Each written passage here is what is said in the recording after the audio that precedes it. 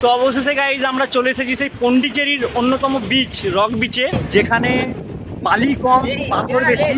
Rock বিচের একটি বিশেষত্ব হলো ফাইনালি গাইজ আমরা ইডেন বিচ চলে এসেছি, দেখতে পাচ্ছ এই সেই বিচ। মানে কি বলবো, পুরো জল ঢুকে আছে এবং বমি পর্যন্ত করে ফেলেছে। এটি হলো সেই পন্ডিচেরির সব থেকে বড় পুকুর। যে জীবন আমাদের সব সময় পছন্দের জায়গায় নিয়ে যায় না, মাঝে মাঝে কিছু জার্নি করতে হয় রিফ্রেশমেন্টের জন্য নয়, বরং সুস্থ হয়ে বাড়ি ফেরার জন্য। কিন্তু এই পথে যদি তার জীবনের সবচেয়ে সুন্দর ও সেরা মোড় হতে চলে, তাহলে হ্যাঁ, এক নতুন ভোরের গল্প শুরু হচ্ছে এখান থেকেই। Hello guys, welcome to my channel Dasbabu vlogs. তো এটা আমার ফার্স্ট ভ্লগ, জানি না ভালো হবে কি খারাপ হবে, তবে এই ফার্স্ট ভ্লগ আমি দেখাতে চলেছি মুর্শিদাবাদ টু পন্ডিচেরি। আমরা যাচ্ছি সাউথ ইন্ডিয়ার পন্ডিচেরি, খুব জনপ্রিয় জায়গা, এবং সেখানে গিয়ে সমস্ত রকম তথ্য, সমস্ত কিছু আমরা তোমাদেরকে তুলে ধরার চেষ্টা করব।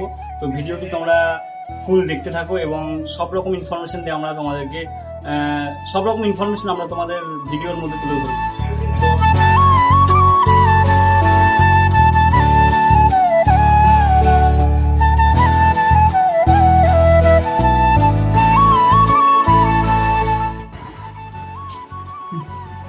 তো ফাইনালি গাইজ আমাদের কর্ণসুবর্ণ থেকে হাওড়া যাওয়ার টিকিট কেটে নিয়েছি। তো এখন শুধু ট্রেন আসার অপেক্ষা। এইমাত্র অ্যানাউন্স হলো আমাদের 2 নম্বরে Azimganj to Katwa local passenger 2 নম্বর প্ল্যাটফর্মে আসবে। তো আমরা এখন ট্রেনের জন্য অপেক্ষা করছি। কাটোয়া যাওয়ার গাড়ি ঢুকে পড়েছে, আমরা কর্ণসুবর্ণ থেকে কাটোয়া যাব এবং সেখান থেকে ট্রেন চেঞ্জ করে হাওড়ার উদ্দেশ্যে রওনা দেবো। তো বন্ধুরা, তোমরা দেখতে পাচ্ছ আমরা ট্রেনে উঠে পড়েছি, আর ট্রেন কত স্পিডে যাচ্ছে তোমরা দেখো একবার জাস্ট। তো ফাইনালি গাইজ আমরা কাটোয়া স্টেশন চলে এসেছি। তো এই কাটোয়া স্টেশন থেকে আমরা আবার ট্রেন চেঞ্জ করলাম, এই ট্রেনটা ব্যান্ডেল যাবে। আমরা ব্যান্ডেলের উদ্দেশ্যে রওনা দেবো এবং ব্যান্ডেল থেকে আবার হাওড়া যাব। তো গাইজ আমরা ব্যান্ডেল স্টেশন চলে এসেছি, দেখতে পাচ্ছ ট্রেন দাঁড়িয়ে গেছে এখানে মাঝ রাস্তায়, দেখা যাক, সিগন্যাল পাচ্ছে না। গাইজ আমরা চলে এসেছি হাওড়া স্টেশন, দেখতে পাচ্ছ হাওড়া স্টেশনের বাইরের চত্বরে রয়েছি।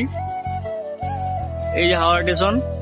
আর আমি তোমাদের সাথে পরিচয় করিয়ে দিই, আজকে আমার সাথে রয়েছে আমার 2 ভাই, এরাও যাচ্ছে আমার সাথে পন্ডিচেরি, দেখতে পাচ্ছ।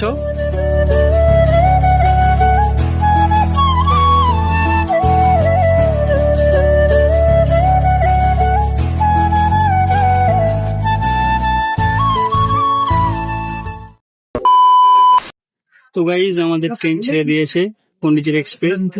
আমি তাড়াতাড়ি করে এসে ট্রেন ধরলাম, সেই কারণে সবকিছু দেখাতে পারলাম না। তো আমাদের পন্ডিচেরি এক্সপ্রেস এইমাত্র ছাড়ছে। তো ফাইনালি আমরা এখন কোলাঘাট চলে এসেছি, দেখতে পাচ্ছ তোমরা। এখন রাত্রি 12:30 বাজছে, কোলাঘাট পার করলাম।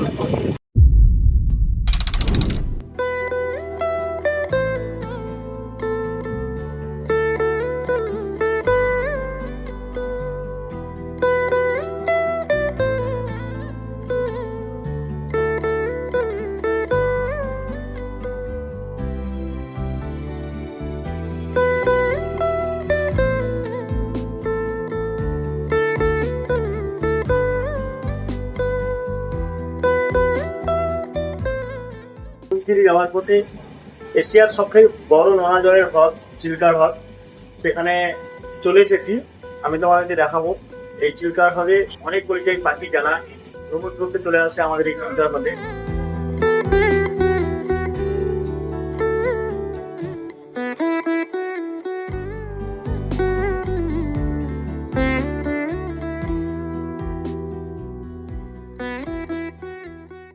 আমাদের দুপুরের খাবার চলে এসেছে। তো বন্ধুরা, দুপুরের খাবার হিসেবে আমরা ডিম ভাত অর্ডার করেছিলাম। তো খাবারটি খুব একটি ভালো ছিল না, কেননা ট্রেনের খাবার খুব একটা ভালো হয় না গাইজ।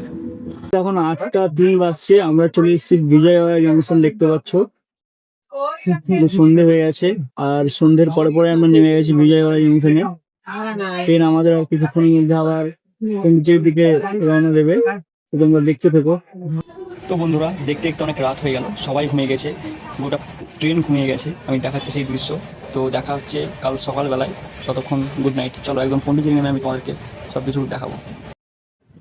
গুড মর্নিং বন্ধুরা, তো আমরা এখন চলে এসেছি ভিল্লুপুরম স্টেশন। দেখতে পাচ্ছ ট্রেন আমাদের দাঁড়িয়ে রয়েছে। এর পরবর্তী স্টেশনেই রয়েছে পন্ডিচেরি। তো আমরা পন্ডিচেরিতে নামবো এবং সেখান থেকে গাড়ি ধরে আমরা হোটেলের দিকে রওনা দেবো এবং সেখানে গিয়ে আমি সব কিছু তোমাদের দেখাবো, তোমরা দেখতে থাকো। তো এখনকার মতো টাটা।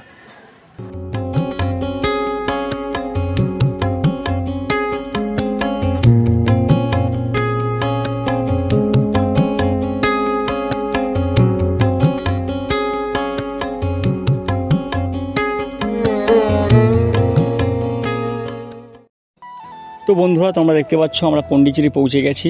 তো আজকের পর্বটা আর বেশি বড় করবো না, এখানেই শেষ করছি। তো আজকের পর্বটা কেমন লাগলো তোমরা অবশ্যই কমেন্ট করে জানাও। আর চ্যানেলে নতুন হলে অবশ্যই লাইক করবে এবং সাবস্ক্রাইব করে আমাদের পাশে থাকবে।